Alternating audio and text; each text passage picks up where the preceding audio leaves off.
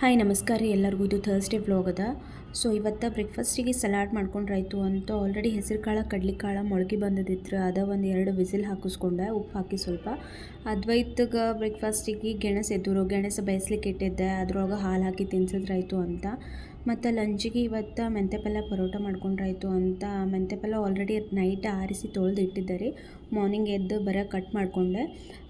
ಮೆಂತ್ಯ ಪಲ್ಯಕ್ಕೆ ನಾ ಒಂದು ಆನಿಯನ್ ತೊಗೊಂಡಿನಿ ರೀ. ಅದು ಸ್ವಲ್ಪ ಎಣ್ಣೆ ಹಾಕಿ ಚಲೋ ಬೇಯಿಸಿ ಸ್ವಲ್ಪ ಅದೆಲ್ಲ ಕಲರ್ ಚೇಂಜ್ ಆದಮೇಲೆ ಅದ್ರೊಳಗೆ ಅಲ್ಲ ಮತ್ತು ಬೆಳ್ಳುಳ್ಳಿ ಪೇಸ್ಟ್ ಇತ್ತು ಅದು ಹಾಕೀನಿ. ಅದ್ರೊಳಗೆ ಮೆಂತ್ಯ ಪಲ್ಯ ಹಾಕೀನಿ ರೀ. ಅದೆಲ್ಲ ಚಲೋ ಬೆಂದ ಮೇಲೆ ತಣ್ಣಗಾದ್ಮೇಲೆ ನಾ ಹಿಟ್ಟೊಳಗೆ ಮಿಕ್ಸ್ ಮಾಡ್ಕೊಂಡೀನಿ.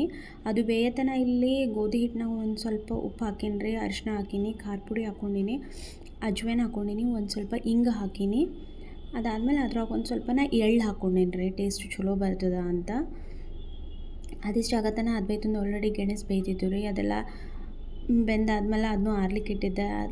ಆಮೇಲೆ ಇದು ಮೆಂತ್ಯ ಪಲ್ಯ ಮತ್ತು ಉಳ್ಳಾಗಡ್ಡಿ ಆಲ್ರೆಡಿ ಬೆಂದಿತ್ತು. ಚಲೋ ಬೆಂದಾದ್ಮೇಲೆ ತಣ್ಣಗಾದ್ಮೇಲೆ ಚಲೋ ಮೊದಲೇ ಹಿಟ್ಟು ಕಲಿಸ್ಕೊಂಡ್ರಿ. ಅದ್ರೊಳಗೆ ಮಿಕ್ಸ್ ಮಾಡಿಕೊಂಡು ಹಿಟ್ಟು ಕಲಸೋದಾದ್ಮೇಲೆ ಚಪಾತಿ ಹಿಟ್ಟು ಹೆಂಗೆ ನಾದ್ಕೋತೀವಿ ಹಂಗೆ ನಾದ್ಕೊಂಡು ಒಂದು ಹಾಫ್ ಆನ್ ಅವರ್ ಅದಕ್ಕೆ ನೆನೆಲಿಕ್ಕೆ ಇಟ್ಟಿದ್ದೆ ರೀ. ಹಿಟ್ಟು ನೆನೆದಾದ್ಮೇಲೆ ಎಣ್ಣೆ ಹಚ್ಚಿ ಚಲೋ ನಾದ್ಕೊಂಡೆ ರೀ ನಾ. ಅದಾಗತ್ತನ ಮತ್ತು ಅದಕ್ಕೆ ಏನ್ರಿ ಚಟ್ನಿ ಮಾಡಬೇಕಾಗಿತ್ತು ಅಂತ ಉದ್ದಿನಬೇಳೆ, ಕಡಲೆಬೇಳೆ, ಮೆಣಸಿನ್ಕಾಯಿ ಮತ್ತು ಕೊಬ್ಬರಿ ಮತ್ತು ಒಂದು ಸ್ವಲ್ಪ ಹುಣಸೆಹಣ್ಣು, ಕರಿಬೇವು ಮತ್ತು ಒಂದು ಸ್ವಲ್ಪ ಹವೇಸ ಹಾಕಿ ಎಣ್ಣೆ ಹಾಕಿ ಅದೊಂದು ಸ್ವಲ್ಪ ಹುರ್ಕೊಂಡೆ ರೀ ಒಂದು 2 ಮಿನಿಟ್ಸ್. ಅದೆಲ್ಲ ತಣ್ಣಗಾದ್ಮೇಲೆ ಅದಕ್ಕೆ ಮಿಕ್ಸಿ ಒಳಗೆ ಗ್ರೈಂಡ್ ಮಾಡಿಕೊಂಡೆ. ಆಗತ್ತನ ಆಲ್ರೆಡಿ ಕಾಳು ಚಲೋ ಬೆಂದಿದ್ದರು, ಅವೆಲ್ಲ ಕ್ಲೀನಾಗಿ ತೊಳ್ಕೊಂಡೆ. ಆಮೇಲೆ ಹಿಟ್ಟೆಲ್ಲ ನೆಂದ್ಮೇಲೆ ಅದಕ್ಕೆ ಎಣ್ಣೆ ಹಚ್ಕೊಂಡು ಸ್ವಲ್ಪ ಒಂದು 2 ಮಿನಿಟ್ಸ್ ನಾದ್ಕೊಂಡೆ. ಅಂದರೆ ಎಷ್ಟು ಚಲೋ ನಾದ್ಕೋತೀವಿ ಅಷ್ಟು ಮೆತ್ತಗೆ ಆಗ್ತಾವೆ ರೀ. ಇದು ಬಾಕ್ಸಿಗೆ ಒಯ್ಯೋದಿತ್ತು ಅಂತ ನಾ ಡೈರೆಕ್ಟ್ ಲಟ್ಟಿಸ್ಲಿಕ್ಕೆ ಹೋಗಿಲ್ಲ ರೀ. ಒಳಗೆ ಒಂದು ಸ್ವಲ್ಪ ಎಣ್ಣೆ ಹಚ್ಚಿ ಫೋಲ್ಡ್ ಮಾಡೀನಿ, 3 ಫೋಲ್ಡ್ ಮಾಡಿ ಆಮೇಲೆ ಲಟ್ಟಿಸಿ ಬೇಯಿಸೀನಿ. ಯಾಕೆ ಬಾಕ್ಸ್ನಾಗ ನನಗೂ ಒಂದು ಸ್ವಲ್ಪ ಮೆತ್ತಗಿರಲಿ ಅಂತ. ಮೇಲೆ ಒಂದು ಸ್ವಲ್ಪ ಎಣ್ಣೆ ಹಚ್ಚಿದೆ ರೀ. ಲಟ್ಸೋದಾದ್ಮೇಲೆ ಎಣ್ಣೆ ಹಚ್ಚಿ ಬೇಯಿಸ್ಕೊಂಡೀನಿ.